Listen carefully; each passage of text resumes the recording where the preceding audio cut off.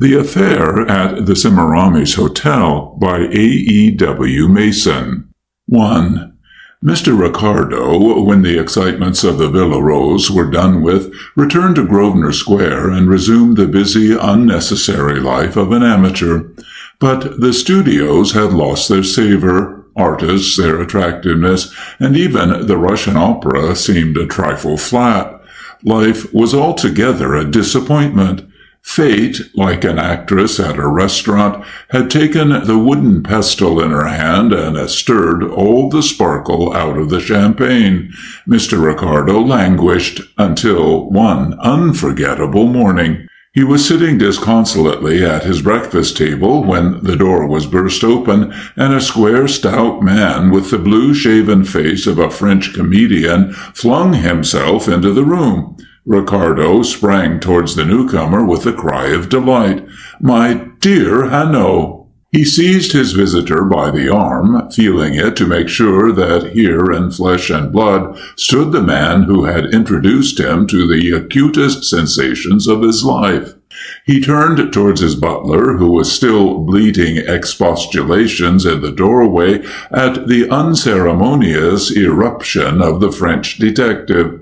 "Another place, Burton, at once," he cried, and as soon as he and Hanaud were alone, "What good wind blows you to London?" "Business, my friend. The disappearance of bullion somewhere on the line between Paris and London. But it is finished. Yes, I take a holiday." A light had suddenly flashed in Mr. Ricardo's eyes, and was now no less suddenly extinguished. Hanaud paid no attention whatever to his friend's disappointment. He pounced upon a piece of silver which adorned the tablecloth, and took it over to the window.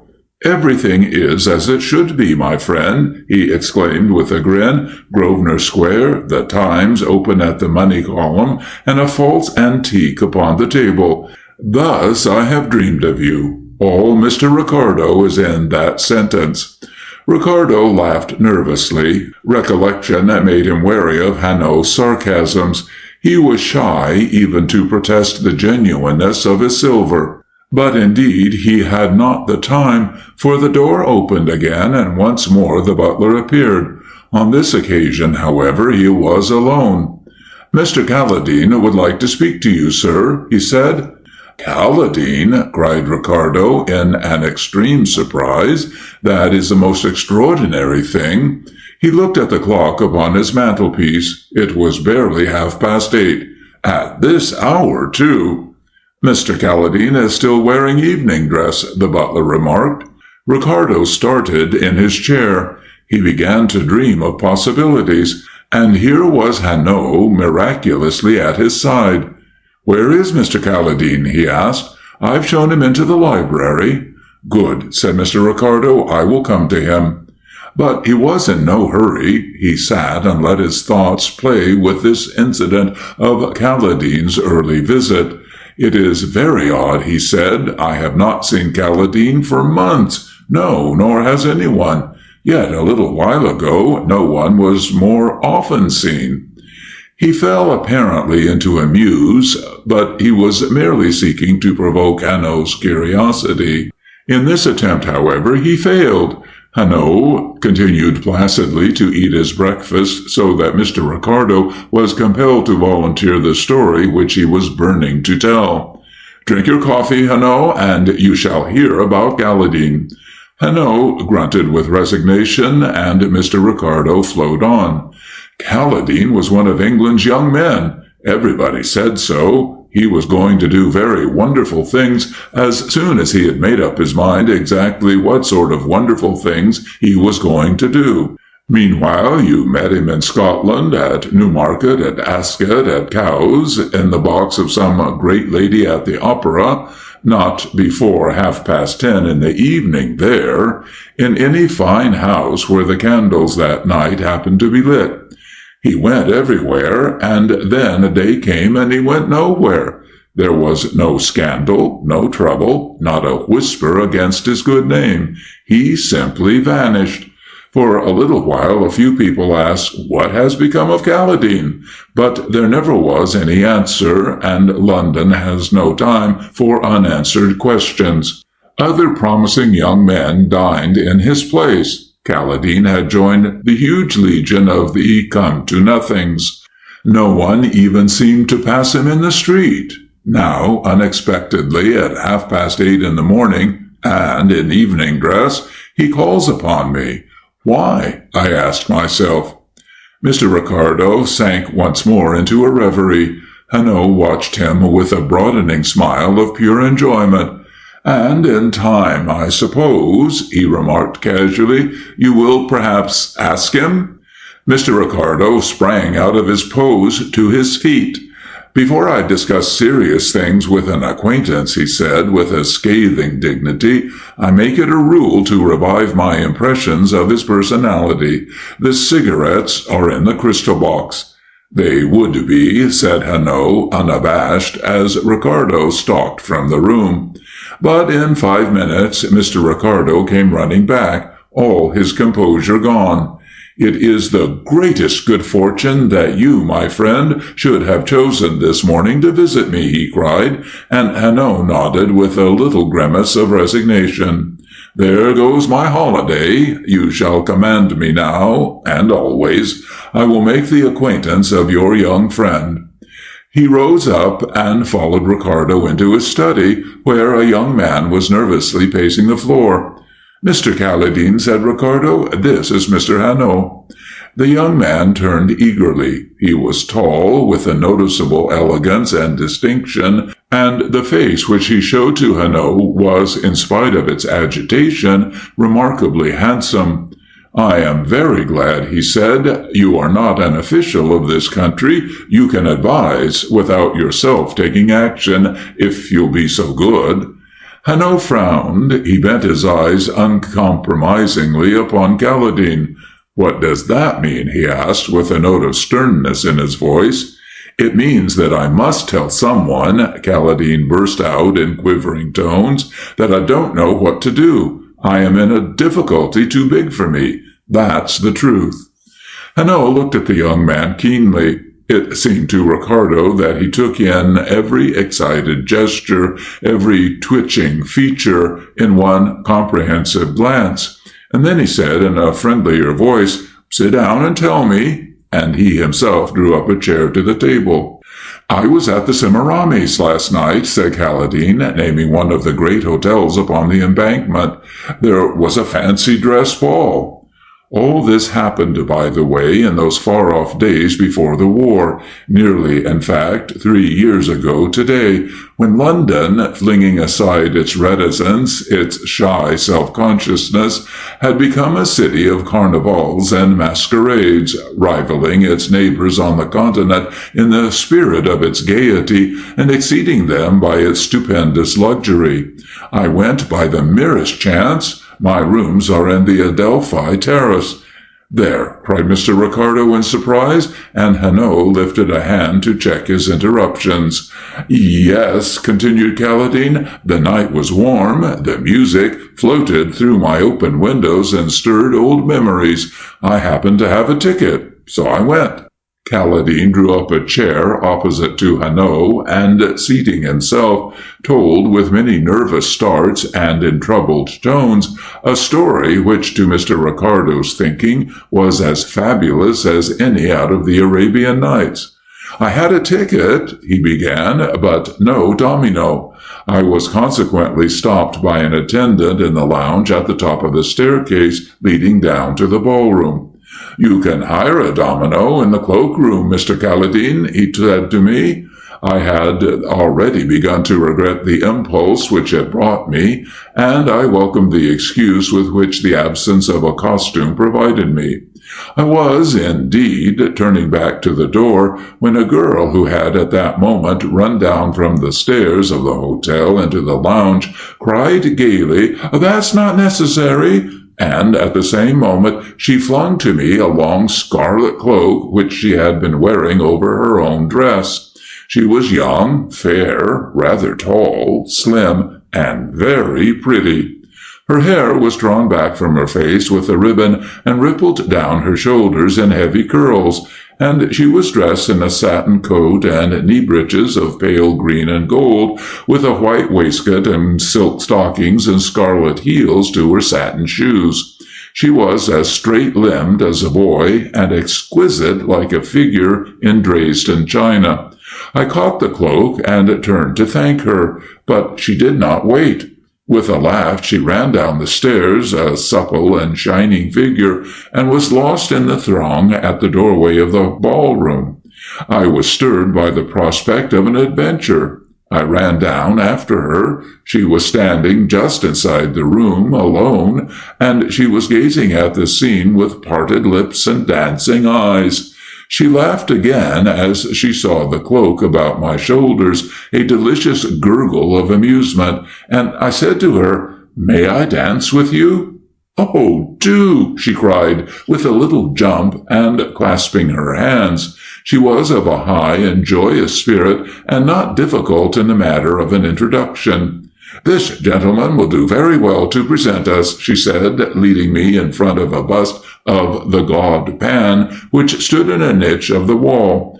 "I am, as you see, straight out of an opera. My name is Salamene, or anything with an 18th century sound to it. You are, well, what you will. For this evening we are friends." "And for tomorrow?" I asked. "I will tell you about that later on," she replied, and she began to dance with a light step and a passion in her dancing which earned me many an envious glance from the other men. I was in luck, for Salamene knew no one, and though, of course, I saw the faces of a great many people whom I remembered, I kept them all at a distance. We had been dancing for about half an hour when the first queerish thing happened. She stopped suddenly in the midst of a sentence with a little gasp. I spoke to her, but she did not hear. She was gazing past me, her eyes wide open, and such a rapt look upon her face as I had never seen. She was lost in a miraculous vision. I followed the direction of her eyes, and to my astonishment, I saw nothing more than a stout, short, middle-aged woman, egregiously overdressed as Marie Antoinette. "So you do know someone here," I said, and I had to repeat the word sharply before my friend withdrew her eyes. But even then she was not aware of me. It was as if a voice had spoken to her whilst she was asleep and had disturbed but not wakened her.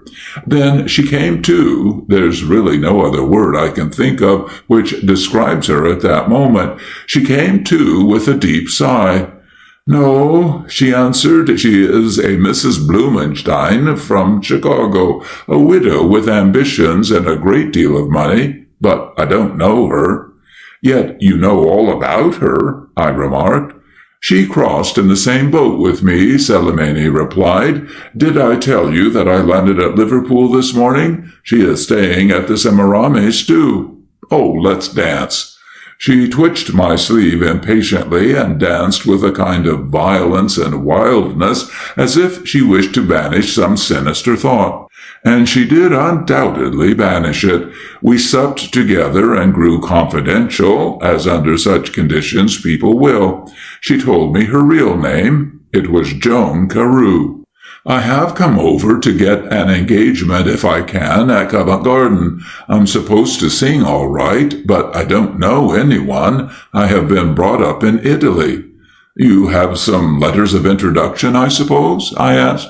"Oh, yes, one from my teacher in Milan, one from an American manager." In my turn, I told her my name and where I lived, and I gave her my card. I thought, you see, that since I had used to know a good many operatic people, I might be able to help her. "Thank you," she said, and at that moment Mrs. Blumenstein, followed by a party, chiefly those lapdog young men who always seem to gather about that kind of person, came into the supper-room and took a table close to us.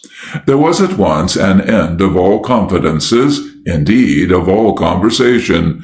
Joan Carew lost all the lightness of her spirit. She talked at random, and her eyes were drawn again and again to the grotesque slander on Marie Antoinette. Finally, I became annoyed. "Shall we go?" I suggested impatiently, and to my surprise she whispered passionately, "Oh, yes, please, let us go." Her voice was actually shaking, her small hands clenched. We went back to the ballroom, but Joan Carew did not recover her gaiety, and halfway through a dance, when we were near to the door, she stopped abruptly, extraordinarily abruptly. "I shall go," she said abruptly. "I'm tired. I've grown dull." I protested, but she made a little grimace. "You'll hate me in half an hour. Let's be wise and stop now while we are friends," she said, and whilst I removed the domino from my shoulders, she stooped very quickly. It seemed to me that she picked up something which had lain hidden beneath the sole of her slipper. She certainly moved her foot, and I certainly saw something small and bright flash in the palm of her glove as she raised herself again. But I imagined merely that it was some object which she had dropped. "Yes, we'll go," she said, and we went up the stairs into the lobby. Certainly all the sparkle had gone out of our adventure. I recognized her wisdom. "But I shall see you again?" I asked. "Yes, I have your address. I'll write and fix a time when you will be sure to find me in. Good night, and 1,000 thanks. I should have been bored to tears if you hadn't come without a domino."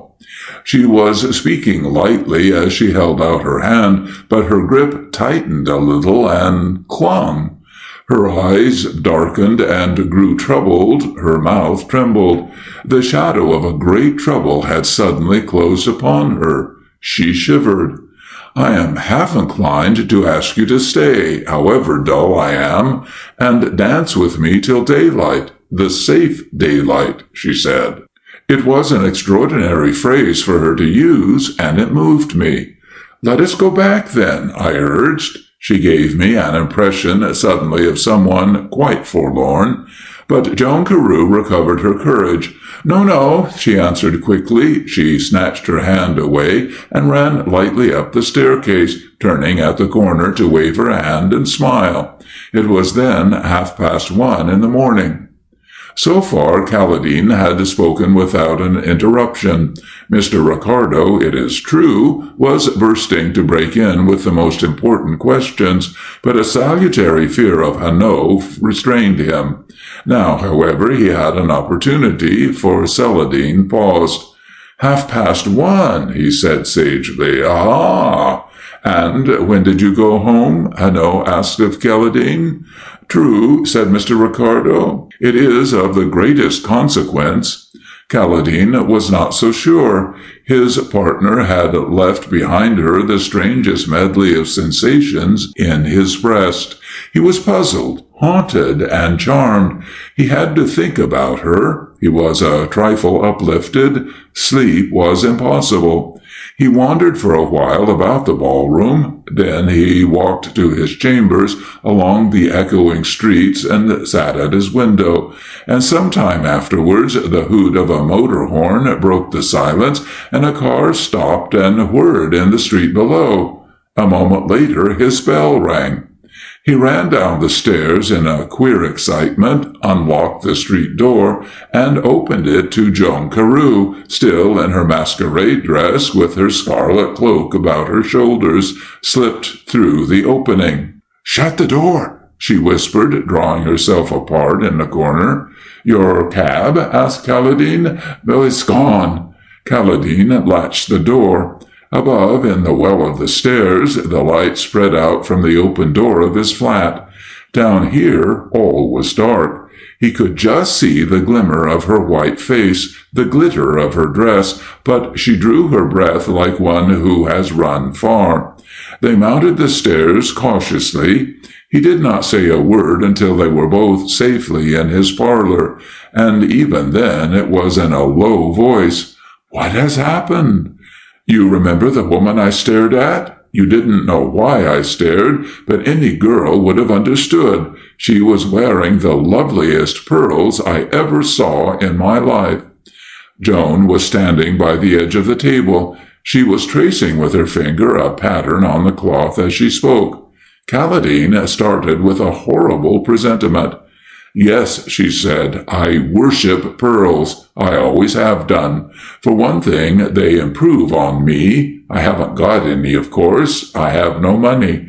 But friends of mine who do own pearls have sometimes given theirs to me to wear when they were going sick, and they have always got back their luster. I think that has had a little to do with my love of them. Oh, I've always longed for them, just a little string. Sometimes I have felt that I would have given my soul for them." She was speaking in a dull, monotonous voice, but Kaladin recalled the ecstasy which had shone in her face when her eyes first had fallen on the pearls, the longing which had swept her quite into another world, the passion with which she had danced to throw the obsession off. "And I never noticed them at all," he said.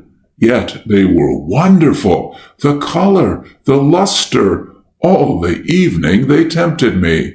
I was furious that a fat, coarse creature like that should have such exquisite things. Oh, I was mad." She covered her face suddenly with her hands and swayed. Kaladin sprang towards her, but she held out her hand. "No, I'm all right." And though he asked her to sit down, she would not. "You remember when I stopped dancing suddenly?" "Yes, you had something hidden under your foot." The girl nodded. "Her key," and under his breath Kaladin uttered a startled cry. For the first time since she had entered the room, Joan Carew raised her head and looked at him. Her eyes were full of terror, and with the terror was mixed an incredulity, as though she could not possibly believe that that had happened which she knew had happened.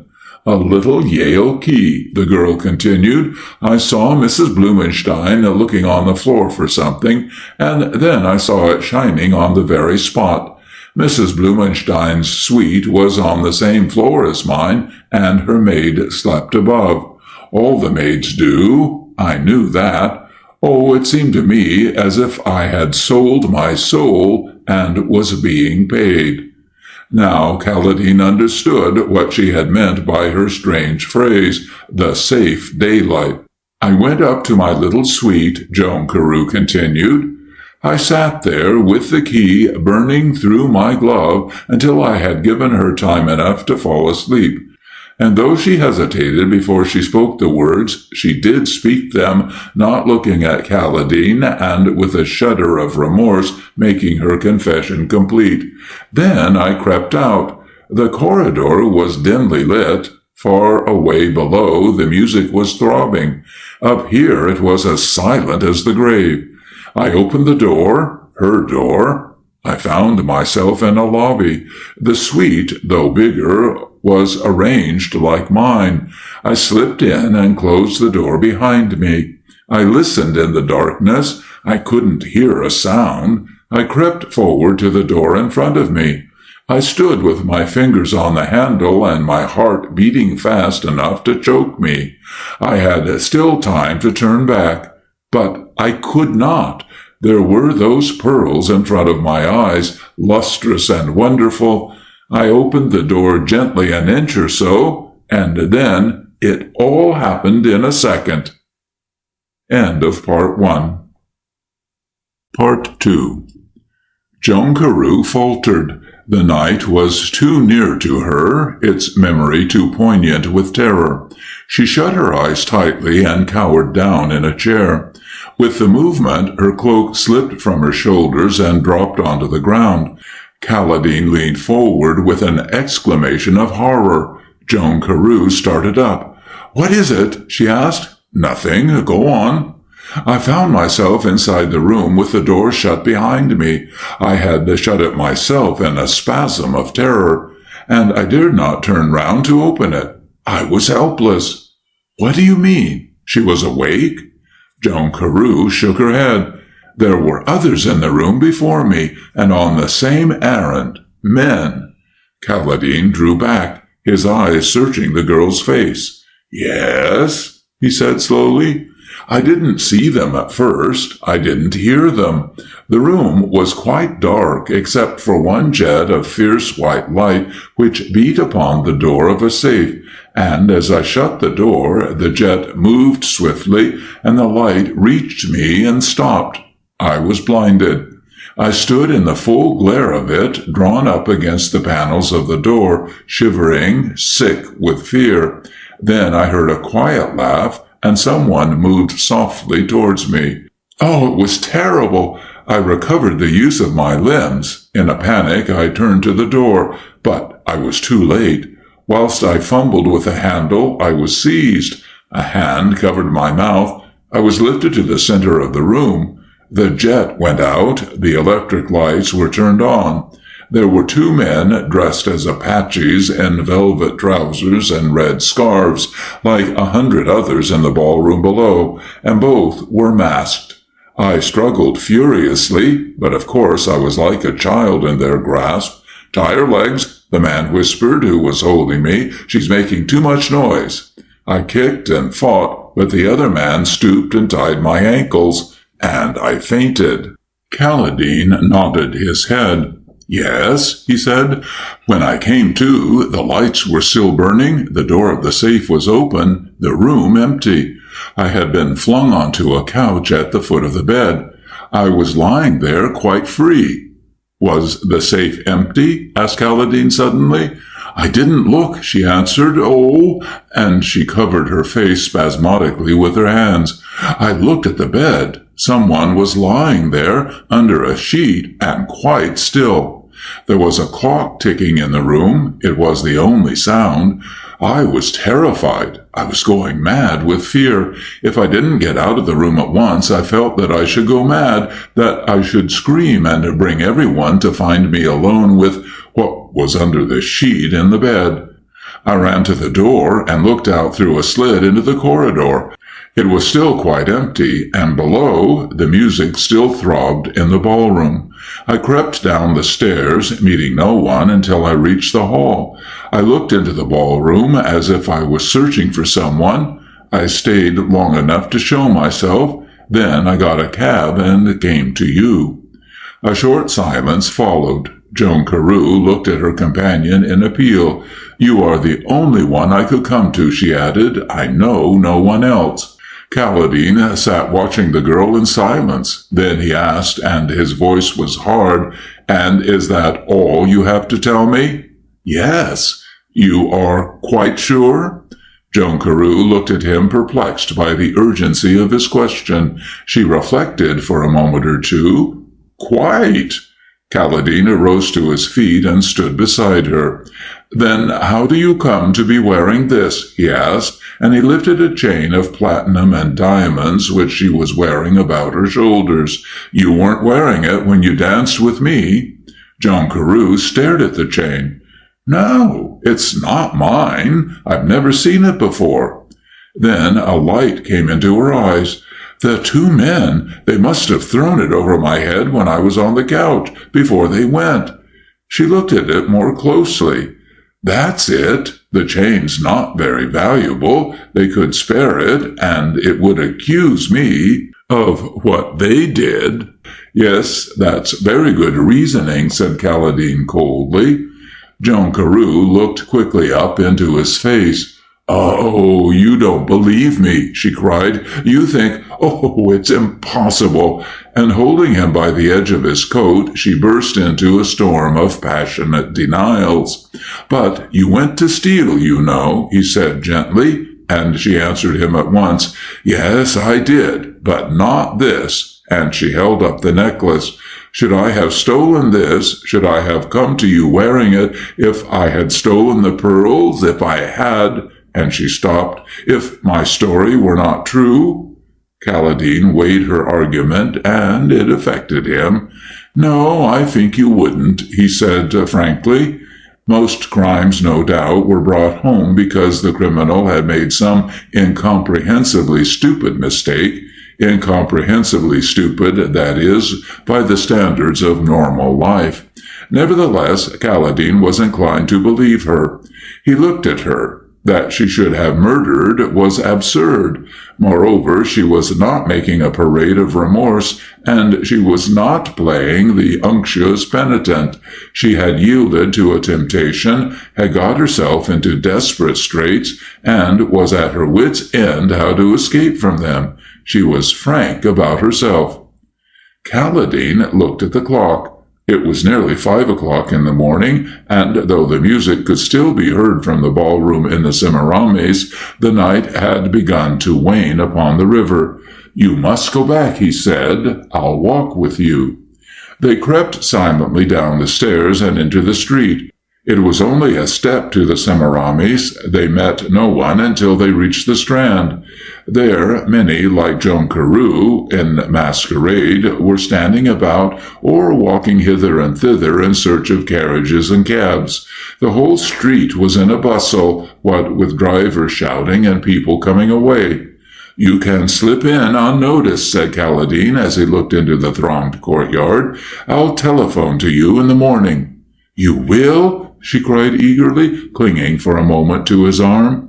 "Yes, for certain," he replied. "Wait in until you hear from me. I'll think it over. I'll do what I can." "Oh, thank you," she said fervently. He watched her scarlet cloak flitting here and there in the crowd until it vanished through the doorway. Then, for the second time, he walked back to his chambers while the morning crept up the river from the sea. This was the story which Kaladin told in Mr. Ricardo's library. Mr. Ricardo heard it out with varying emotions. He began with a thrill of expectation, like a man on a dark threshold of great excitements. The setting of the story appealed to him, too, by a sort of brilliant bizarrerie which he found in it.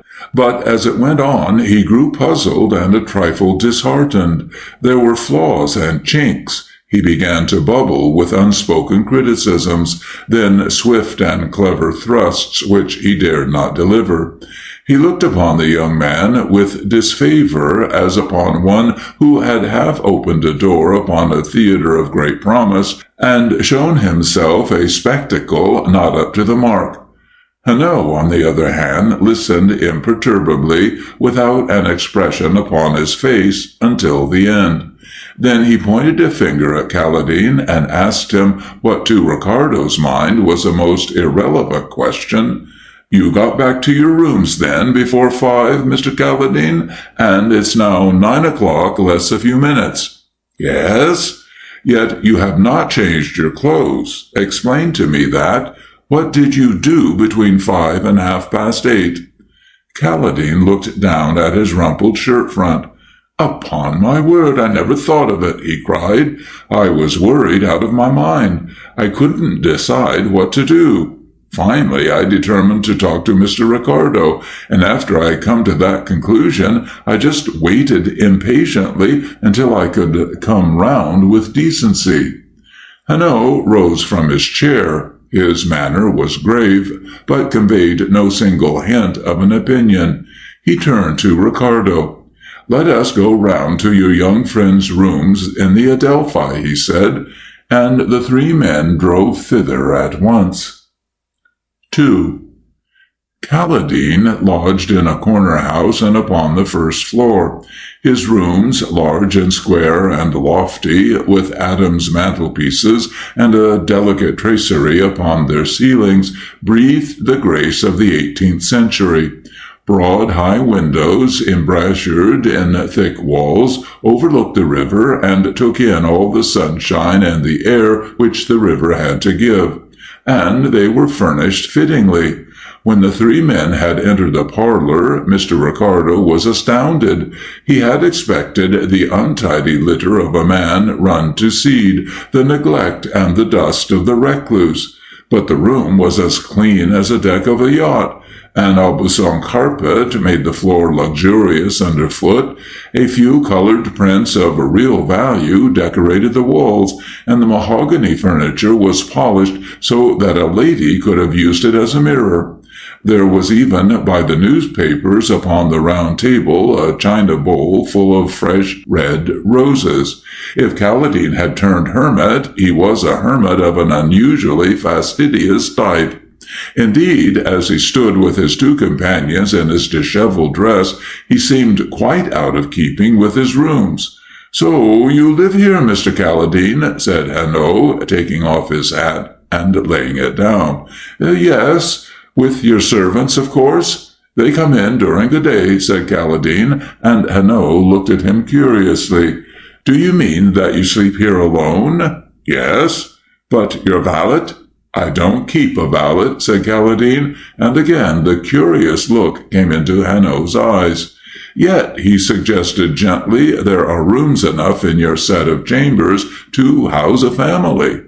Kaladin colored and shifted uncomfortably from one foot to the other. "I prefer at night not to be disturbed," he said, stumbling a little over the words. I mean, I have a liking for quiet." Gabriel Hanno nodded his head with sympathy. Yes, and it is a difficult thing to get, as difficult as my holiday," he said ruefully, with a smile for Mr. Ricardo.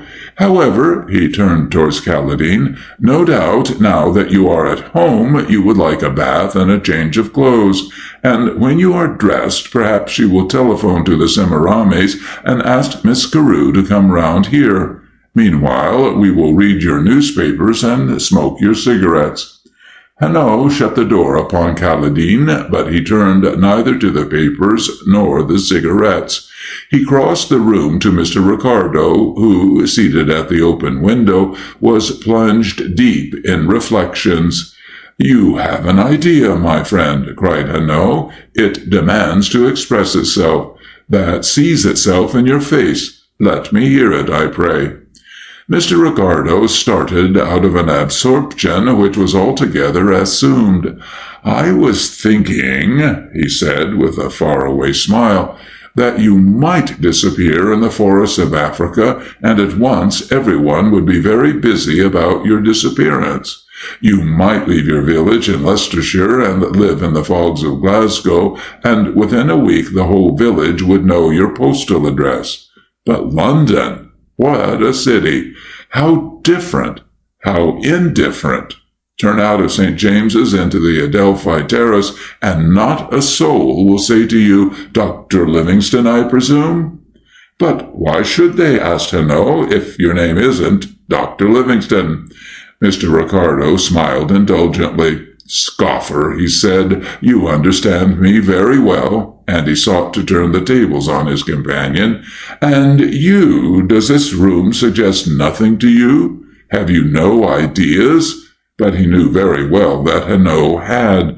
Ever since Hanno had crossed the threshold, he had been like a man stimulated by a drug. His eyes were bright and active, his body alert. "Yes," he said, "I have." He was standing now by Ricardo's side, with his hands in his pockets, looking out at the trees on the embankment and the barges swinging down the river. "You are thinking of the strange scene which took place in this room such a few hours ago," said Ricardo. "The girl in her masquerade dress making her confession with the stolen chain about her throat." Hanno looked backwards carelessly. "No, I wasn't giving it a thought," he said, and in a moment or two he began to walk about the room with that curiously light step which Ricardo was never able to reconcile with his cumbersome figure. With the heaviness of a bear, he still padded. He went from corner to corner, opened a cupboard here, a drawer of the bureau there, and stooped suddenly. He stood erect again with a small box of Morocco leather in his hand. His body from head to foot seemed to Ricardo to be expressing the question, "Have I found it?" He pressed a spring and the lid of the box flew open. Hanno emptied its contents into the palm of his hand. There were 2 or 3 sticks of sealing wax and a seal. With a shrug of the shoulders, he replaced them and shut the box. "You are looking for something," Ricardo announced with sagacity. "I am," replied Hanno, and it seemed that in a second or two he found it. Yet, he found it with his hands in his pockets, if he had found it. Mr. Ricardo saw him stop in that attitude in front of the mantel-shelf and heard him utter a long, low whistle. Upon the mantel-shelf some photographs were arranged, a box of cigars stood at one end, a book or two lay between some delicate ornaments of china, and a small engraving in a thin gilt frame was propped at the back against the wall. Ricardo surveyed the shelf from his seat in the window, but he could not imagine which it was of these objects that so drew and held Hanno's eyes. Hanno, however, stepped forward. He looked into a vase and turned it upside down. Then he removed the lid of a porcelain cup, and from the very look of his great shoulders, Ricardo knew that he had discovered what he sought. He was holding something in his hands, turning it over, examining it. When he was satisfied, he moved swiftly to the door and opened it cautiously. Both men could hear the splashing of water in a bath.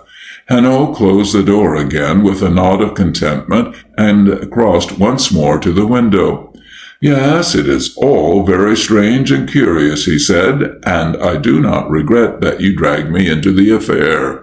You were quite right, my friend, this morning. It is the personality of your young Mr. Calladine which is the interesting thing. For instance, here we are in London in the early summer. The trees out, freshly green, lilac and flowers in the garden, and I don't know what tingle of hope and expectation in the sunlight and the air. I am middle-aged, yet there's a riot in my blood, a recapture of youth, a belief that just around the corner, beyond the reach of my eyes, wonders wait for me. Don't you feel, too, something like that? Well, then," and he heaved his shoulders in astonishment, "can you understand a young man with money, with fastidious tastes, good-looking, hiding himself in a corner at such a time? Except for some overpowering reason? No, nor can I. There is another thing. I put a question or two to Calladine." "Yes," said Ricardo. "He has no servants here at night. He is quite alone, and here is what I find interesting. He has no valet. That seems a small thing to you?" Hanno asked in a moment from Ricardo. "Well, it is no doubt a trifle, but it's a significant trifle in the case of a young, rich man. It is generally a sign that there is something strange, perhaps even something sinister, in his life. Mr. Calladine, some months ago, turned out of St. James's into the Adelphi. Can you tell me why?" "No," replied Mr. Ricardo. "Can you?" Hanno stretched out a hand. In his open palm lay a small, round, hairy bulb about the size of a big button and of a color between green and brown. "Look," he said, "what is that?" Mr. Ricardo took the bulb wonderingly. "It looks to me like the fruit of some kind of cactus." Hanno nodded. "It is. You will see some pots of it in the hothouses of any really good botanical gardens. Kew has them. I have no doubt Paris certainly has. They are labeled Anhelonium lewinii, but amongst the Indians of Yucatan the plant has a simpler name." "What name?" asked Ricardo. "Mescal." Mr. Ricardo repeated the name. It conveyed nothing to him whatever. "There are a good many bulbs just like that in the cup upon the mantel-shelf," said Hanno. Ricardo looked quickly up. "Why?" he asked. "Mescal is a drug." Ricardo started. "Yes, you are beginning to understand now," Hanno continued, "why your young friend Calladine turned out of St. James's into the Adelphi Terrace." Ricardo turned the little bulb over in his fingers. "You make a decoction of it, I suppose?" he said. "Or you can use it as the Indians do in Yucatan," replied Hanno. "Mescal enters into their religious ceremonies. They sit at night in a circle about a fire built in the forest, and chew it, whilst one of their number beats perpetually upon a drum." Hanno looked round the room and took notes of its luxurious carpet, its delicate appointments. Outside the window there was a thunder in the streets, a clamor of voices. Boats went swiftly down the river on the ebb. Beyond the mass of the Semiramis rose the great gray-white dome of St. Paul's. Opposite, upon the southern bank, the giant sky signs, the big Highlander drinking whiskey, and the rest of them waited, gaunt skeletons, for the night to limn them in fire and give them life. Below, the trees in the gardens rustled and waved.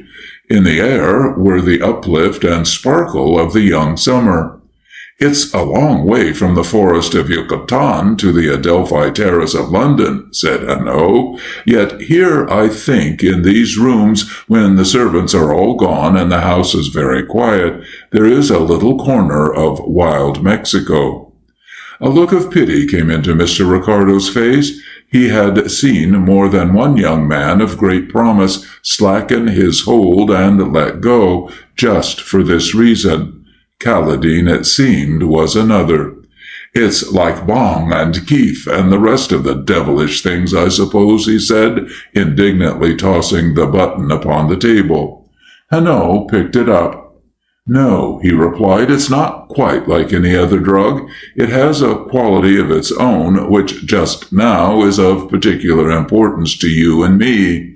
Yes, my friend," and he nodded his head very seriously, "we must watch that we do not make the big fools of ourselves in this affair." "There," Mr. Ricardo agreed with an ineffable air of wisdom, "I am entirely with you." "Now, why?" Hanno asked. Mr. Ricardo was at a loss for a reason, but Hanno did not wait. "I will tell you. Mescal intoxicates. Yes, but it does more. It gives to the man who eats of it color dreams." "Color dreams?" Mr. Ricardo repeated in a wondering voice. "Yes, strange, heated charms in which violent things happen vividly amongst bright colors.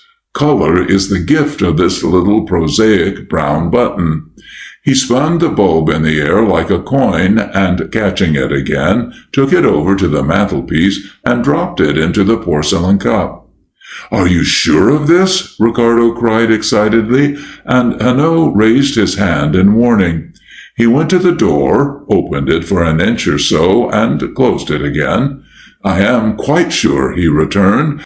"I have for a friend a very learned chemist in the Collège de France. He is one of those enthusiasts who must experiment upon themselves.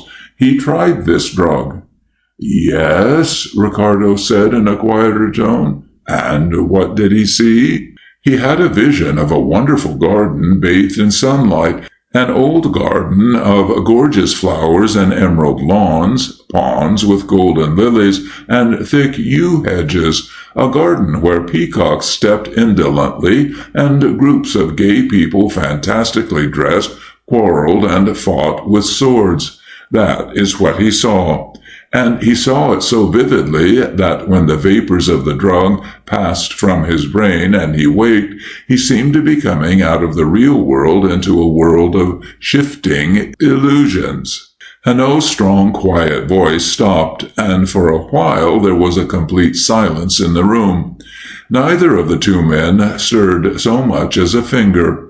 Mr. Ricardo once more was conscious of the thrill of strange sensations. He looked round the room. He could hardly believe that a room which had been, nigh was, the home and shrine of mysteries in the dark hours, could wear so bright and innocent a freshness in the sunlight of the morning. There should be something sinister which leaped to the eyes as you crossed the threshold. "Out of the real world," Mr. Ricardo quoted, "I begin to see." "Yes, you begin to see, my friend, that we must be very careful not to make the big fools of ourselves. My friend of the Collège de France saw a garden, but had he been sitting alone in the window seat where you are, listening through a summer night to the music of the masquerade at the Semiramis, might he not have seen the ballroom, the dancers, the scarlet cloak, and the rest of this story? You mean, cried Ricardo, now fairly startled, that Caladine came to us with the fumes of mescal still working in his brain, that the false world was the real one still for him? I do not know, said Hanno. At present I only put questions. I ask them of you. I wish to hear how they sound. Let us reason this problem out. Caladine, let us say, takes a great deal more of the drug than my professor. It will have on him a more powerful effect while it lasts, and it will last longer. Fancy dress balls are familiar things to Caladine. The music floating from the Semiramis will revive old memories.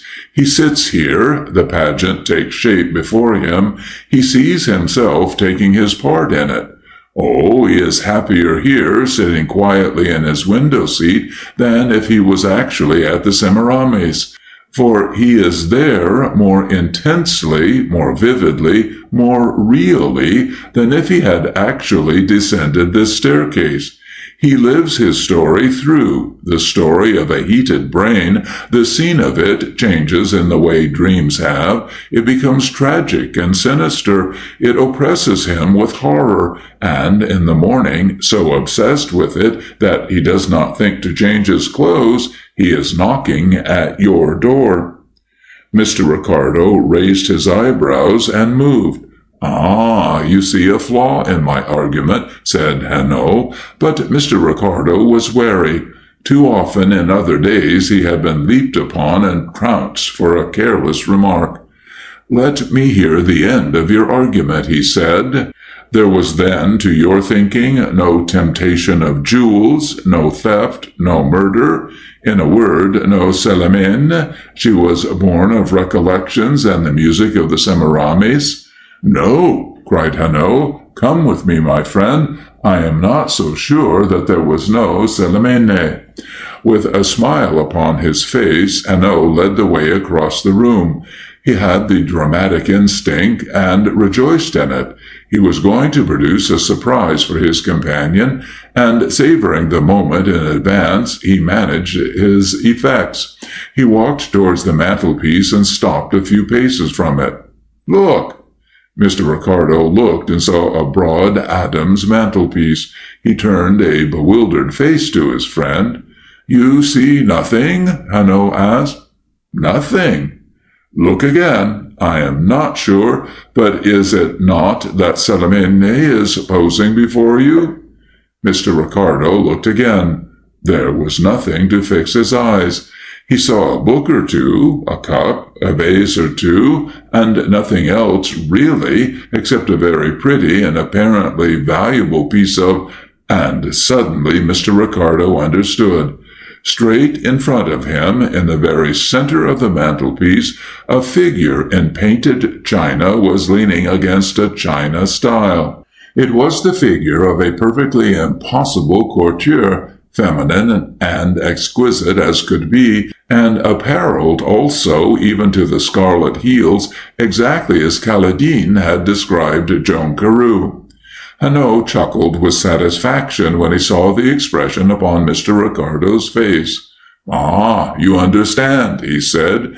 Do you dream, my friend? At times, yes, like the rest of us. Then recollect your dreams. Things, people, which you have seen perhaps that day, perhaps months ago, pop in and out of them without making themselves prayed for. You cannot understand why. Yet sometimes they cut their strange capers there, logically too, through subtle associations which the dreamer, once awake, does not apprehend. Thus our friend here sits in the window, intoxicated by his drug. The music plays in the Semiramis. The curtain goes up in the heated theater of his brain. He sees himself step upon the stage, and who else meets him but the china figure from this mantelpiece? Mr. Ricardo, for a moment, was all enthusiasm. Then his doubt returned to him. "What you say, my dear Hanaud, is very ingenious. The figure upon the mantelpiece is also extremely convincing, and I should be absolutely convinced but for one thing." "Yes?" said Hanaud, watching his friend closely. "I am, I may say it, I think, a man of the world, and I ask myself—" Mr. Ricardo never could ask himself anything without assuming a manner of extreme pomposity.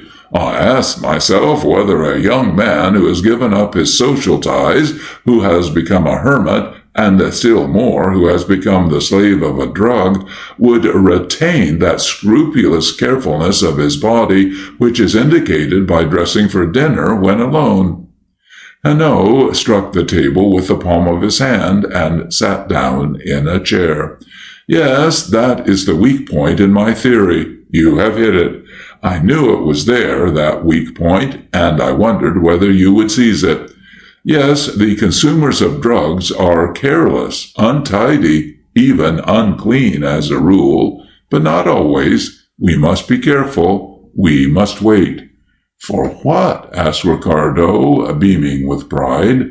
"For the answer to a telephone message," replied Hanaud, with a nod towards the door. Both men waited impatiently until Caledine came into the room. He wore now a suit of blue serge, he had a clearer eye, his skin a healthier look. He was altogether a more reputable person, but he was plainly very ill at ease. He offered his visitors cigarettes, he proposed refreshments, he avoided entirely and awkwardly the object of their visit. Hanaud smiled. His theory was working out. Sobered by his bath, Caledine had realized the foolishness of which he had been guilty. "You telephoned to the Semiramis, of course?" said Hanaud cheerfully. Caledine grew red. Yes," he stammered. "Yet I did not hear that volume of hellos which precedes telephonic connection in your country of leisure," Hanaud continued. "I telephoned from my bedroom. You could not hear anything in this room." Yes, the walls of these old houses are solid." Hanaud was playing with his victim. "And when may we expect Miss Carew?" "I can't say," replied Caledine. "It's very strange. She is not in the hotel. I am afraid that she's gone away, fled." Mr. Ricardo and Hanaud exchanged a look. They were both satisfied now. There was no word of truth in Caladine's story.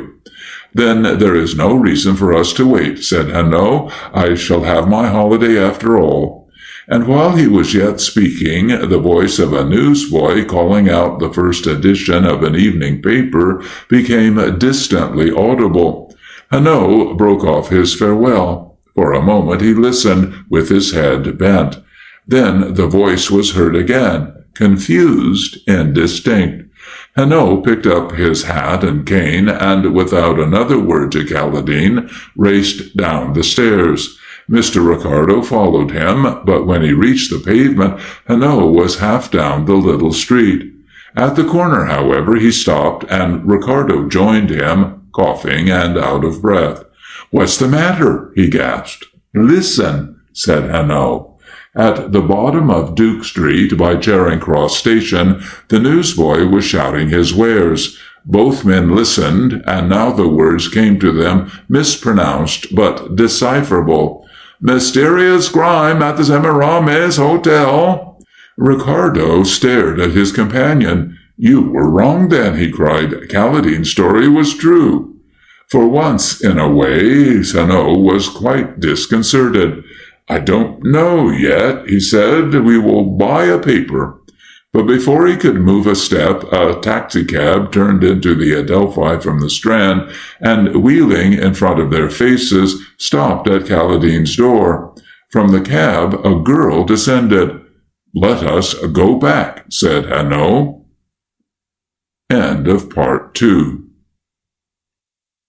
Part 3.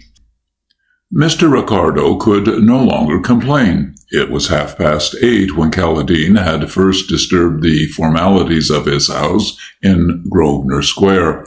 It was barely 10 now, and during that short time he had been flung from surprise to surprise. He had looked underground on a morning of fresh summer, and had been thrilled by the contrast between the queer, sinister life below and within, and the open call to joy of the green world above. He had passed from incredulity to belief, from belief to incredulity, and when at last incredulity was firmly established, and the story to which he had listened proved the emanation of a drugged and heated brain, lo, the facts buffeted him in the face, and the story was shown to be true. "I am alive once more," Mr. Ricardo thought, as he turned back with Hanaud, and in his excitement he cried his thought aloud. "Are you?" said Hanaud. "And what is life without a newspaper? If you will buy one from that remarkably raucous boy at the bottom of the street, I will keep an eye upon Caladine's house till you come back." Mr. Ricardo spread down to Charing Cross and brought back a copy of the 4th edition of the Star. He handed it to Hanaud, who stared at it doubtfully, folded as it was. "Shall we see what it says?" Ricardo asked impatiently. "By no means," Hanaud answered, waking from his reverie, tucking briskly away the paper into the tail pocket of his coat. "We will hear what Miss Joan Carew has to say, with our minds undisturbed by any discoveries. I was wondering about something totally different." "Yes?" Mr. Ricardo encouraged him. "What was it?" "I was wondering, since it is only 10 o'clock, at what hour the first editions of the evening papers appear." "It is a question," Mr. Ricardo replied sententiously, "which the greatest minds have failed to answer." And they walked along the street to the house. The front door stood open during the day, like the front door of any other house, which is let off in sets of rooms. Hanaud and Ricardo went up the staircase and rang the bell of Caladine's door. A middle-aged woman opened it. "Mr. Caladine is in?" said Hanaud. "I will ask," replied the woman. "What name shall I say?" "It does not matter. I will go straight in," said Hanaud quietly. "I was here with my friend but a minute ago." He went straight forward and into Caladine's parlor. Mr. Ricardo looked over his shoulder as he opened the door and saw a girl turn to them suddenly, a white face of terror, and flinch as though already she felt the hand of a constable upon her shoulder. Caladine, on the other hand, uttered a cry of relief. "These are my friends," he exclaimed to the girl, "the friends of whom I spoke to you." And to Hanaud he said, "This is Miss Carew." Hanaud bowed. "You shall tell me your story, mademoiselle," he said very gently, and a little color returned to the girl's cheeks. A little courage revived in her. "But you have heard it," she answered. "Not from you," said Hanaud. So for a second time in that room she told the history of that night. Only this time the sunlight was warm upon the world, the comfortable sounds of life's routine were borne through the windows, and the girl herself wore the inconspicuous blue serge of 1,000 other girls afoot that morning. These trifles of circumstance took the edge of sheer horror off her narrative, so that, to tell the truth, Mr. Ricardo was a trifle disappointed. He wanted a crescendo motive in his music, whereas it had begun at its fortissimo. Hanaud, however, was the perfect listener. He listened without stirring and with most compassionate eyes, so that Joan Carew spoke only to him, and to him, each moment that passed, with greater confidence. The life and sparkle of her had gone altogether. There was nothing in her manner now to suggest the waywardness, the gay irresponsibility, the radiance, which had attracted Caladine the night before. She was just a very young and very pretty girl, telling in a low and remorseful voice of the tragic dilemma to which she had brought herself. Of Célimène, all that remained was something exquisite and fragile in her beauty, in the slimness of her figure, in her daintiness of hand and foot, something almost of the hothouse. But the story she told was, detail for detail, the same which Caledine had already related. "Thank you," said Hanno, when she had done. "Now I must ask you 2 questions." "I will answer them." Mr. Ricardo sat up. He began to think of a 3rd question which he might put himself, something uncommonly subtle and searching, which Hanno would never have thought of. But Hanno put his questions, and Ricardo almost jumped out of his chair. "You will forgive me, Miss Carew, but have you ever stolen before?" Joan Carew turned upon Hanno with spirit. Then a change swept over her face. "You have a right to ask," she answered. "Never." She looked into his eyes as she answered. Hanno did not move. He sat with a hand upon each knee and led to his 2nd question. "Early this morning, when you left this room, you told Mr. Caledine that you would wait at the Semiramis until he telephoned to you." "Yes." "Yet when he telephoned, you had gone out." "Yes." "Why?" "I will tell you," said Joan Carew. "I could not bear to keep the little diamond chain in my room." For a moment even Hanno was surprised. He had lost sight of that complication. Now he leaned forward anxiously, indeed with a greater anxiety than he had yet shown in all this affair. "I was terrified," continued Joan Carew. "I kept thinking, they must have found out by now. They will search everywhere. I didn't reason. I lay in bed expecting to hear every moment a loud knocking on the door. Besides, the chain itself being there in my bedroom, her chain, the dead woman's chain. No, I couldn't endure it. I felt as if I had stolen it. And then my maid brought in my tea." "You had locked it away?" cried Hanno. "Yes, my maid did not see it." Joan Carew explained how she had risen, dressed, wrapped the chain in a pad of cotton wool, and enclosed it in an envelope. The envelope had not the stamp of the hotel upon it. It was a rather large envelope, one of a packet which she had bought in a crowded shop in Oxford Street on her way from Euston to the Semiramis. She had bought the envelopes of that particular size in order that when she sent her letter of introduction to the director of the opera at Covent Garden, she might enclose with it a photograph. "And to whom did you send it?" asked Mr. Ricardo. "To Mrs. Blumenstein at the Semiramis. I printed the address carefully. Then I went out and posted it."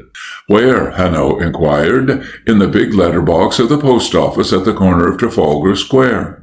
Hanno looked at the girl sharply. "You had your wits about you, I see," he said. "What if the envelope gets lost?" said Ricardo. Hanno laughed grimly. "If one envelope is delivered at its address in London today, it will be that one," he said.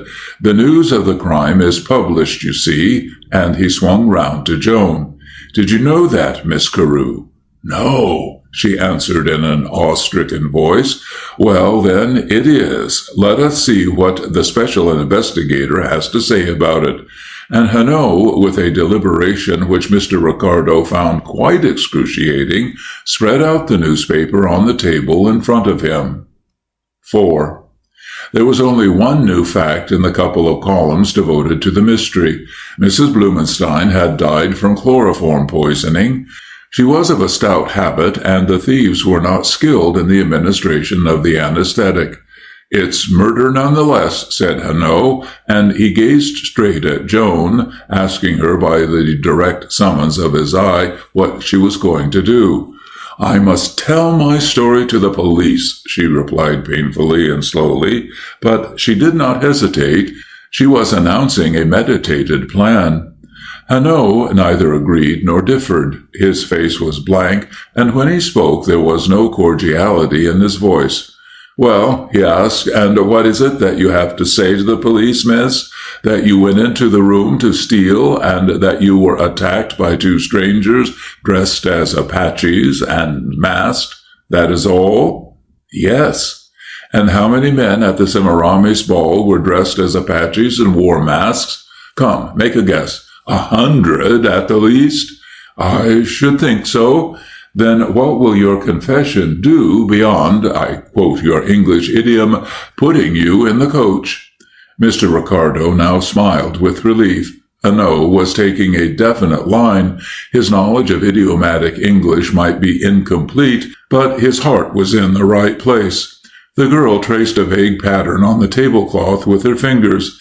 "Yet I think I must tell the police," she repeated, looking up and dropping her eyes again. Mr. Ricardo noticed that her eyelashes were very long. For the first time, Hanaud's face relaxed. "And I think you are quite right," he cried heartily, to Mr. Ricardo's surprise. "Tell them the truth before they suspect it, and they will help you out of the affair if they can. Not a doubt of it. Come, I will go with you myself to Scotland Yard." "Thank you," said Joan, and the pair drove away in a cab together. Hanaud returned to Grosvenor Square alone and lunched with Ricardo. "It was all right," he said. "The police were very kind. Miss Joan Carew told her story to them, as she had told it to us. Fortunately, the envelope with the aluminum chain had already been delivered, and was in their hands. They were much mystified about it, but Miss Jones' story gave them a reasonable explanation. I think they were inclined to believe her, and if she is speaking the truth, they will keep her out of the witness box if they can." "She is to stay here in London, then?" asked Ricardo. "Oh, yes, she is not to go. She will present her letters at the Opera House, and secure an engagement if she can.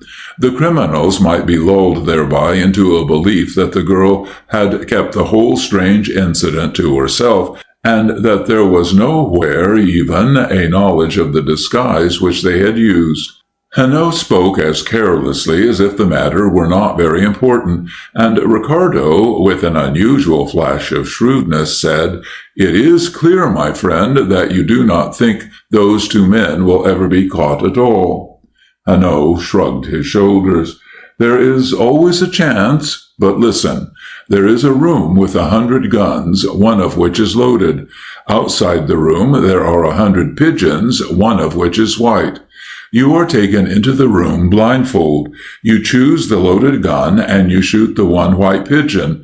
That is the value of the chance." "But," exclaimed Ricardo, "those pearls were of great value, and I have heard at a trial expert evidence given by pearl merchants. All agree that the pearls of great value are known. So when they come upon the market—" "That is true," Hanaud interrupted imperturbably, "but how are they known?" "By their weight," said Mr. Ricardo. "Exactly," replied Hanaud. "But did you not also hear at this trial of yours that pearls can be peeled like an onion?" "No." "It is true. Remove a skin, 2 skins, the weight is altered, the pearl is a trifle smaller. It has lost a little of its value, yes, but you can no longer identify it as the so-and-so pearl which belonged to this or that sultan, was stolen by the vizier, bought by Messrs. Lustra and Stanopoulos of Hatton Garden, and subsequently sold to the wealthy Mrs. Blumenstein. No, your pearl has vanished altogether. There is a new pearl which can be traded." He looked at Ricardo. "Who shall say that those pearls are not already in one of the queer little back streets of Amsterdam, undergoing their transformation?" Mr. Ricardo was not persuaded, because he would not be. "I have some experience in these matters," he said loftily to Hanaud. "I am sure that we shall lay our hands upon the criminals. We have never failed." Hanaud grinned from ear to ear. The only experience which Mr. Ricardo had ever had was gained on the shores of Geneva and at Aix under Hanaud's tuition. But Hanaud did not argue, and there the matter rested.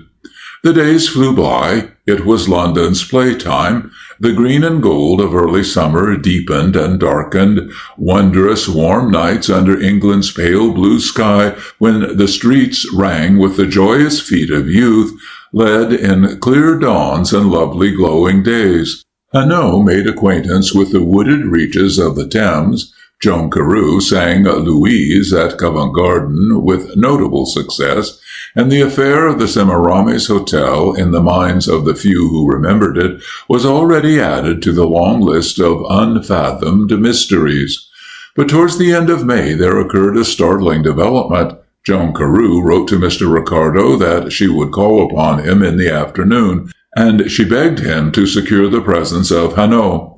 She came as the clock struck. She was pale and agitated, and in the room where Caladine had first told the story of her visit, she told another story, which to Mr. Ricardo's thinking was yet more strange and, yes, yet more suspicious. "It has been going on for some time," she began. "I thought of coming to you at once, and then I wondered whether, if I waited— Oh, you'll never believe me." "Let us hear," said Hanaud patiently. "I began to dream of that room, the two men disguised and masked, the still figure in the bed. Night after night I was terrified to go to sleep. I felt the hand upon my mouth. I used to catch myself falling asleep and walk about the room with all the lights up to keep myself awake." "But you couldn't," said Hanaud with a smile. "Only the old can do that." "No, I couldn't," she admitted, "and oh, my nights were horrible until—" She paused and looked at her companion doubtfully. "Until one night the mask slipped." "What?" cried Hanaud, and a note of sternness rang suddenly in his voice. "What are you saying?" With a desperate rush of words and the color staining her forehead and cheeks, Joan Carew continued, "It's true. The mask slipped on the face of one of the men, of the man who held me. Only a little way. It just left his forehead visible, no more." "Well?" asked Hanaud, and Mr. Ricardo leaned forward, swaying between the austerity of criticism and the desire to believe so thrilling a revelation. "I waked up," the girl continued, "in the darkness, and for a moment the whole scene remained vividly with me, for just long enough for me to fix clearly in my mind the figure of the Apache with the white forehead showing above the mask." "When was that?" asked Ricardo. "A fortnight ago."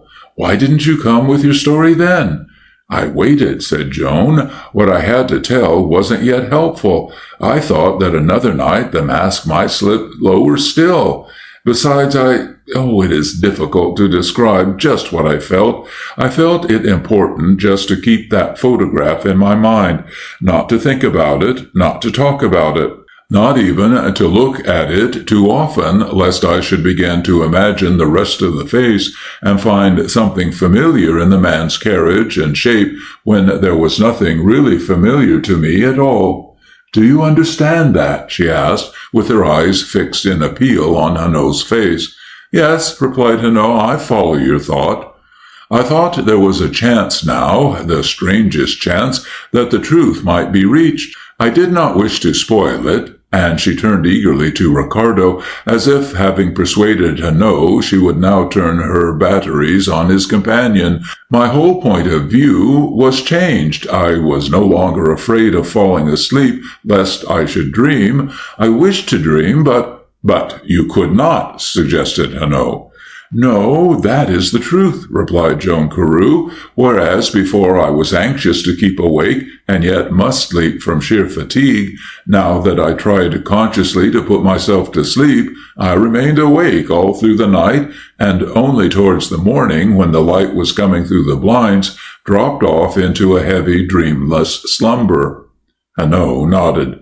"It is a very perverse world, Miss Carew, and things go by contraries." Ricardo listened for some note of irony in Hanaud's voice, some look of disbelief in his face, but there was neither the one nor the other. Hanaud was listening patiently. "Then came my rehearsals," Joan Carew continued, "and that wonderful opera drove everything else out of my head. I had such a chance, if only I could make use of it. When I went to bed now, I went with that haunting music in my ears, the call of Paris. Oh, you must remember it, but can you realize what it must mean to a girl who's going to sing it for the first time in Covent Garden?" Mr. Ricardo saw his opportunity. He, the connoisseur, to whom the psychology of the green room was an open book, could answer that question. "It is true, my friend," he informed Hanno with quiet authority. "The great march of events leaves the artist cold. He lives aloof. While the tumbrils thunder in the streets, he adds a delicate tint to the picture he is engaged upon, or recalls his triumph in his last great part." "Thank you," said Hanno gravely. "And now Miss Carew may perhaps resume her story." "It was the very night of my debut," she continued. "I had supper with some friends. A great artist, Carmen Valeri, honored me with her presence. I went home excited, and that night I dreamed again. Yes, this time the chin, the lips, the eyes were visible. There was only a black strip across the middle of the face, and I thought, nay, I was sure, that if that strip vanished I should know the man. And did it vanish? 3 nights afterwards. And you did know the man?" The girl's face became troubled. She frowned. "I knew the face, that was all," she answered. "I was disappointed. I had never spoken to the man, I am sure of that still, but somewhere I have seen him." "You don't even remember when?" asked Hanno. "No." Joan Carew reflected for a moment with her eyes upon the carpet, and then flung up her head with a gesture of despair. "No, I try all the time to remember, but it is no good." Mr. Ricardo could not restrain a movement of indignation. He was being played with. The girl, with her fantastic story, had worked him up to a real pitch of excitement, only to make a fool of him. All his earlier suspicions flowed back into his mind. What if, after all, she was implicated in the murder and the theft? What if, with a perverse cunning, she had told Hanno and himself just enough of what she knew, just enough of the truth, to persuade them to protect her? What if her frank confession of her own overpowering impulse to steal the necklace was nothing more than a subtle appeal to the sentimental pity of men, an appeal based upon a wider knowledge of men's weaknesses than a girl of 19 or 20 ought to have? Mr. Ricardo cleared his throat and sat forward in his chair. He was girding himself for a singularly searching interrogatory when Hanno asked the most irrelevant of questions. "How did you pass the evening of that night when you first dreamed complete the face of your assailant?" Joan Carew reflected. Then her face cleared. "I know," she exclaimed. "I was at the opera." "And what was being given?" "The jewels of the Madonna." Hanno nodded his head. To Ricardo it seemed that he had expected precisely that answer. "Now," he continued, "you are sure that you have seen this man?" "Yes." "Very well," said Hanno. "There is a game you play at children's parties, is there not? Animal, vegetable, or mineral, and always you get the answer. Let us play that game for a few minutes, you and I." Joan Carew drew up her chair to the table and sat with her chin propped upon her hands and her eyes fixed on Hanno's face. As he put each question, she pondered on it and answered. If she answered doubtfully, he pressed it. "You crossed on the Lucania from New York?" "Yes." "Picture to yourself the dining room, the tables. You have the picture quite clear?" "Yes." "Was it at breakfast that you saw him?" "No." "At luncheon?" "No." "At dinner?" She paused for a moment, summoning before her eyes the travelers at the tables. "No."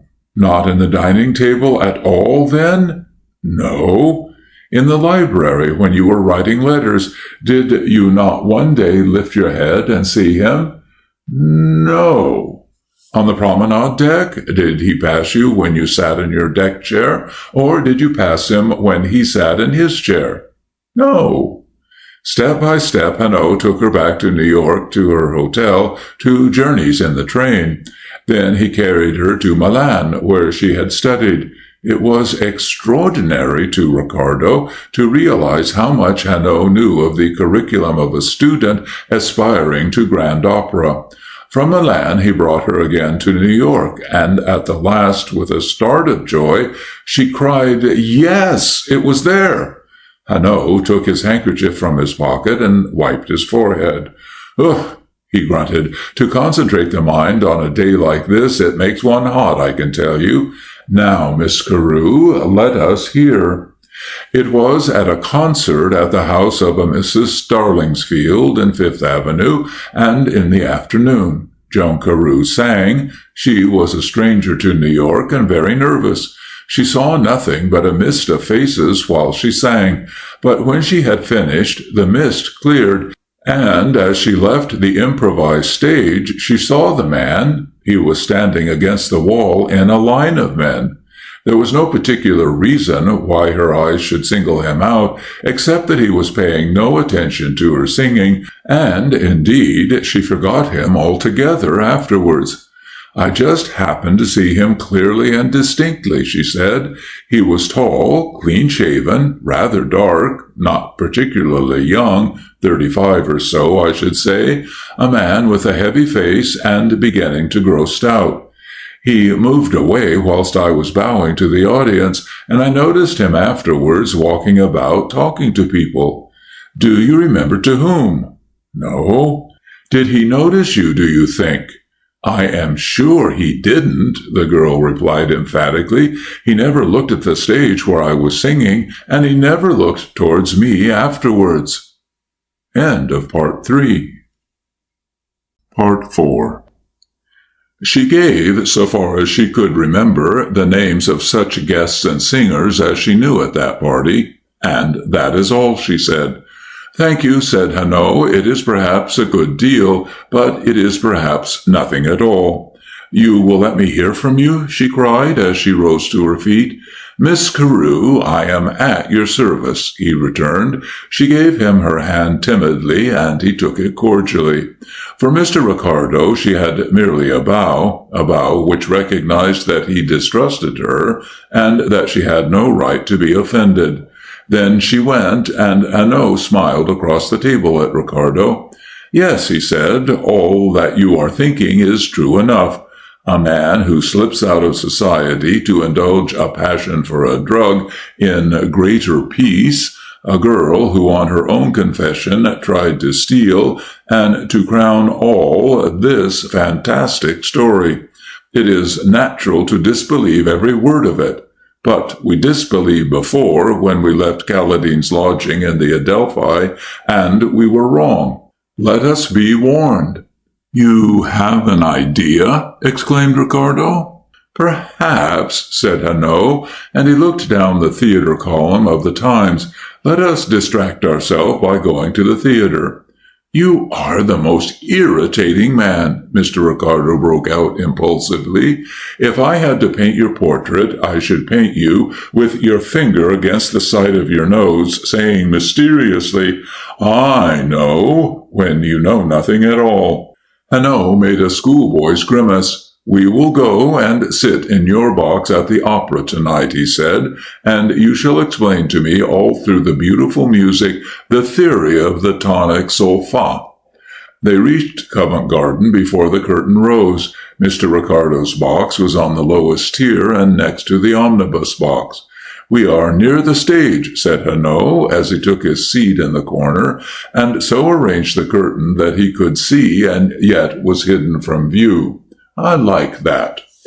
The theatre was full. Stalls and boxes shimmered with jewels and satin, and all that was famous that season for beauty and distinction had made its tryst there that night.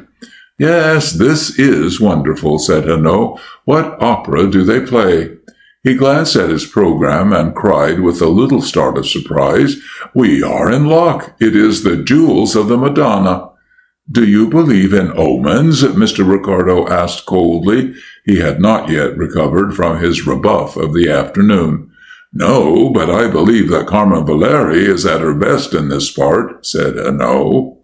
Mr. Ricardo belonged to that body of critics which must needs spoil your enjoyment by comparisons and recollections of other great artists.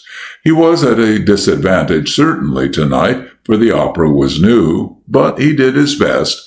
He imagined others in the part, and when the great scene came at the end of the second act, and Carmen Valeri, on obtaining from her lover the jewel stolen from the sacred image, gave such a display of passion as fairly enthralled that audience, Mr. Ricardo sighed quietly and patiently.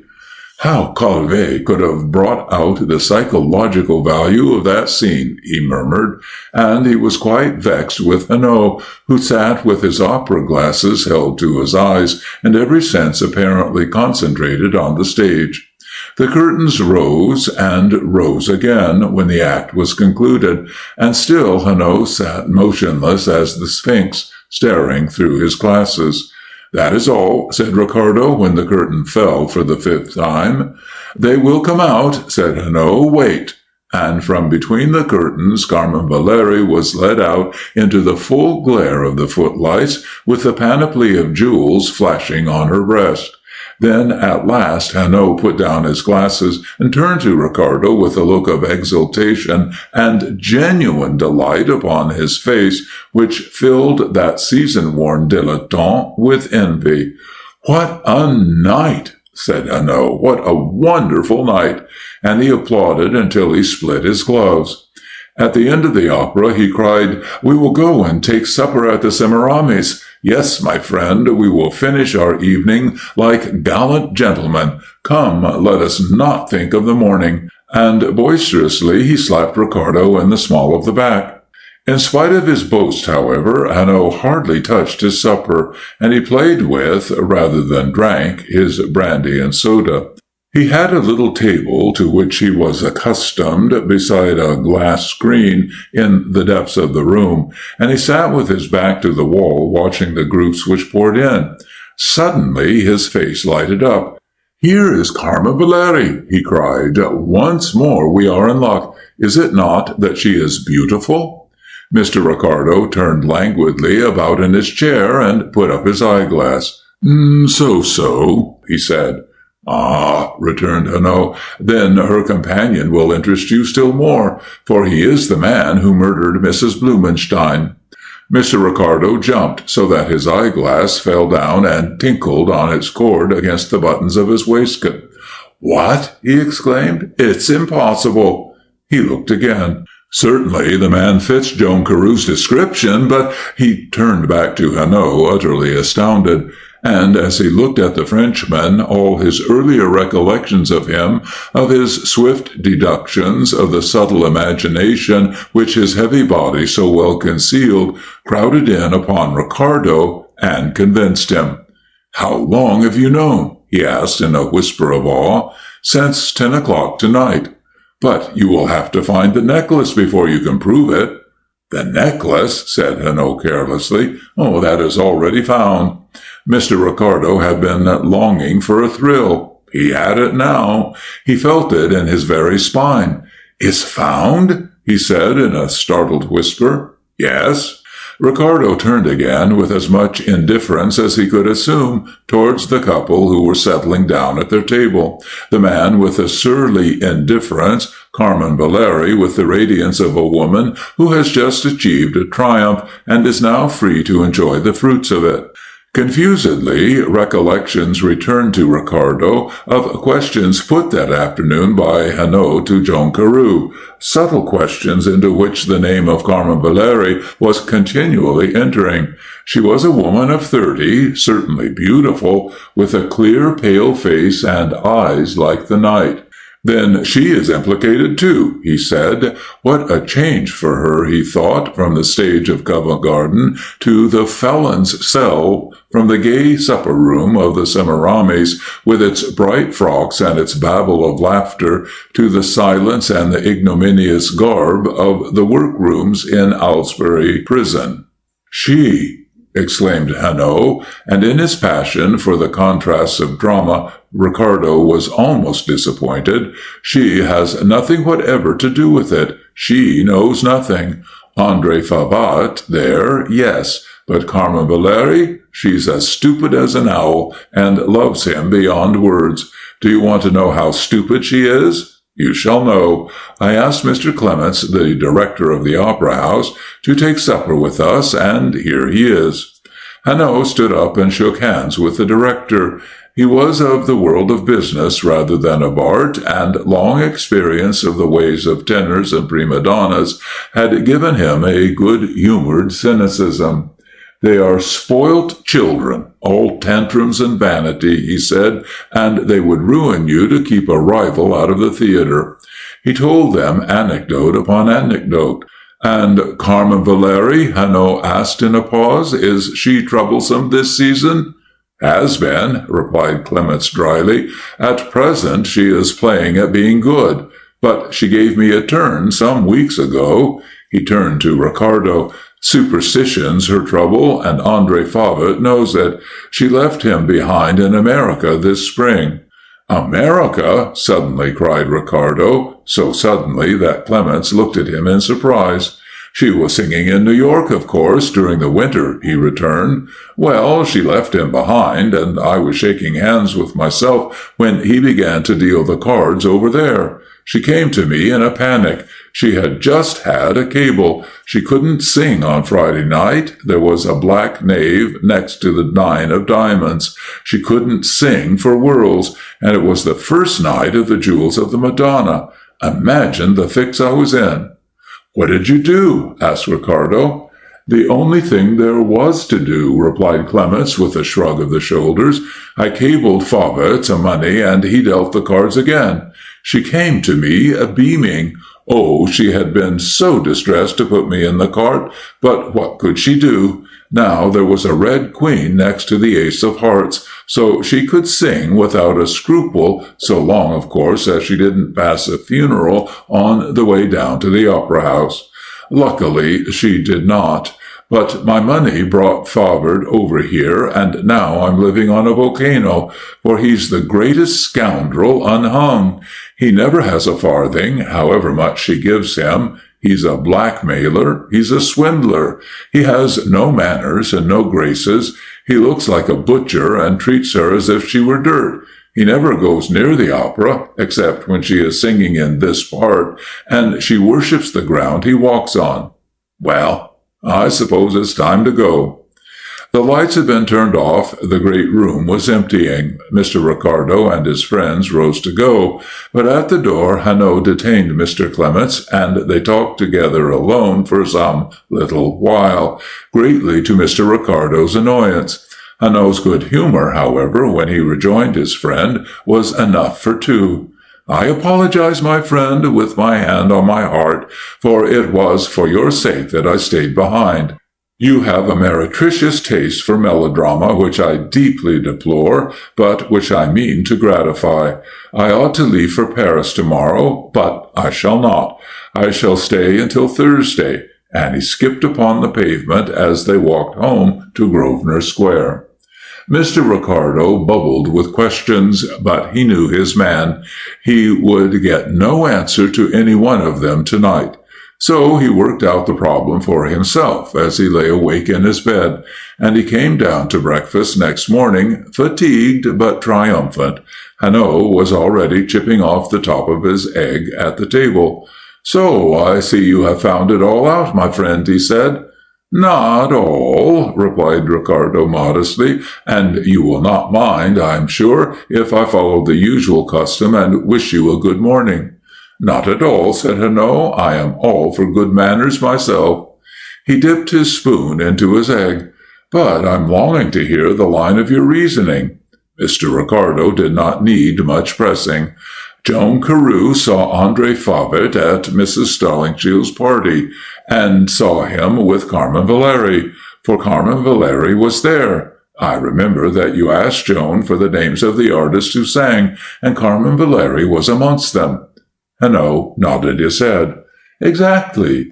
No doubt Joan Carew noticed Carmen Valeri particularly, and so took unconsciously into her mind an impression of the man who was with her, André Favet, of his build, of his walk, of his type." Again Hanaud agreed. "She forgets the man altogether, but the picture remains latent in her mind, an undeveloped film."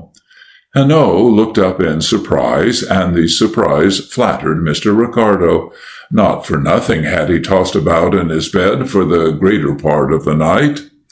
Then came the tragic night at the Semiramis. She does not consciously recognize her assailant, but she dreams the scene again and again, and by a process of unconscious cerebration, the figure of the man becomes familiar. Finally, she makes her debut, is entertained at supper afterwards, and meets once more Carmen Valeri. Yes, for the first time since Mrs. Starlingshield's party, interjected Hanot. She dreams again. She remembers asleep more than she remembers when awake. The presence of Carmen Valeri at her supper party has its effect. By a process of association, she recalls Favette, and the mask slips on the face of her assailant. Some days later, she goes to the opera. She hears Carmen Valeri sing in The Jewels of the Madonna. No doubt the passion of her acting, which I am more prepared to acknowledge this morning than I was last night, affects Joan Carew powerfully, emotionally. She goes to bed with her head full of Carmen Valeri, and she dreams not of Carmen Valeri, but of the man who is unconsciously associated with Carmen Valeri in her thoughts. The mask vanishes altogether. She sees her assailant now, has his portrait limned in her mind, would know him if she met him in the street, though she does not know by what means she identified him. Yes, said Hanot, it is curious, the brain working while the body sleeps, the dream revealing what thought cannot recall. Mr. Ricardo was delighted. He was taken seriously. But of course, he said, I could not have worked the problem out but for you. You knew of André Favette and the kind of man he was. Hanot laughed. Yes, that is always my one little advantage. I know all the cosmopolitan blackguards of Europe. His laughter ceased suddenly, and he brought his clenched fist heavily down upon the table. Here is one of them who will be very well out of the world, my friend, he said very quietly, but there was a look of force in his face and a hard light in his eyes which made Mr. Ricardo shiver. For a few moments there was silence. Then Ricardo asked, But have you evidence enough? Yes. Your two chief witnesses, Caladine and Joan Carew, you said it yourself, there are facts to discredit them. Will they be believed?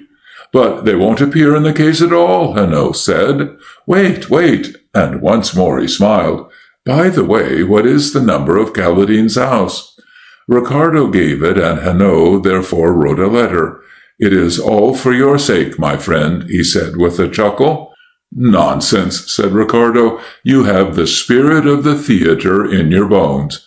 Well, I shall not deny it, said Hanot, and he sent out the letter to the nearest pillar box. Mr. Ricardo waited in a fever of impatience until Thursday came. At breakfast, Hanot would talk of nothing but the news of the day. At luncheon, he was no better. The affair of the Semiramis Hotel seemed 1,000 miles from any of his thoughts. But at 5 o'clock, he said as he drank his tea, You know, of course, that we go to the opera tonight. Yes, do we? Yes, your young friend Caladine, by the way, will join us in your box. That is very kind of him, I am sure, said Mr. Ricardo. The two men arrived before the rising of the curtain, and in the crowded lobby a stranger spoke a few words to Hanot, but what he said Ricardo could not hear. They took their seats in the box, and Hanot looked at his program. Ah, it is Il Ballo de Mascara tonight. We always seem to hit upon something appropriate, don't we? Then he raised his eyebrows. Oh, do you see that our pretty young friend Joan Carew is singing in the role of the page? It is a showy part. There is a particular melody with a long sustained trill in it, as far as I remember. Mr. Ricardo was not deceived by Hanot's apparent ignorance of the opera to be given that night, and of the part Joan Carew was to take. He was, therefore, not surprised when Hanot added, By the way, I should let Caladine find it all out for himself.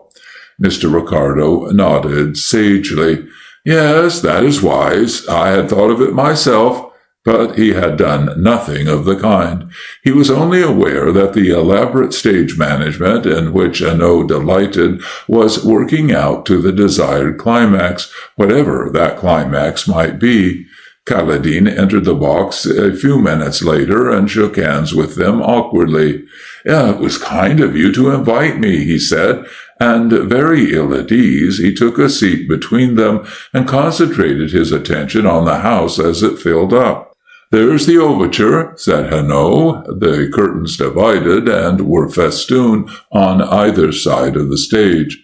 The singers came on in their turn. The page appeared to a burst of delicate applause. Joan Carew had made a small name for herself that season, and with a stifled cry, Kaledin shot back in the box as if he had been struck. Even then, Mr. Ricardo did not understand. He only realized that Joan Carew was looking extraordinarily trim and smart in her boy's dress. He had to look from his program to the stage and back again several times before the reason of Kaledin's exclamation dawned on him. When it did, he was horrified. Hanaud, in his craving for dramatic effects, must have lost his head altogether. Joan Carew was wearing, from the ribbon in her hair to the scarlet heels of her buckled satin shoes, the same dress as she had worn on the tragic night at the Semiramis Hotel. He leaned forward in his agitation to Hanaud. "You must be mad. Suppose Fabat is in the theater and sees her. He'll be over on the continent by 1 in the morning. "No, he won't," replied Hanaud. "For one thing, he never comes to Covent Garden unless one opera with Carmen Valeri in the chief part is being played, as you heard the other night at supper. For a second thing, he isn't in the house. I know where he is. He is gambling in Dean Street, Soho. For a third thing, my friend, he couldn't leave by the 9 o'clock train for the continent if he wanted to. Arrangements have been made. For a fourth thing, he wouldn't wish to. He has really remarkable reasons for desiring to stay in London. But he will come to the theatre later. Clements will send him an urgent message, with the result that he will go straight to Clement's office. Meanwhile, we can enjoy ourselves, huh?" Never was the difference between the amateur dilettante and the genuine professional more clearly exhibited than by the behavior of the two men during the rest of the performance. Mr. Ricardo might have been sitting on a coal fire from his jumps and twistings. Hanaud stolidly enjoyed the music, and when Joan Carew sang her famous solo, his hands clamored for an encore louder than anyone's in the boxes. Certainly, whether excitement was keeping her up or no, Joan Carew had never sung better in her life. Her voice was clear and fresh as a bird with a soul inspiring its song.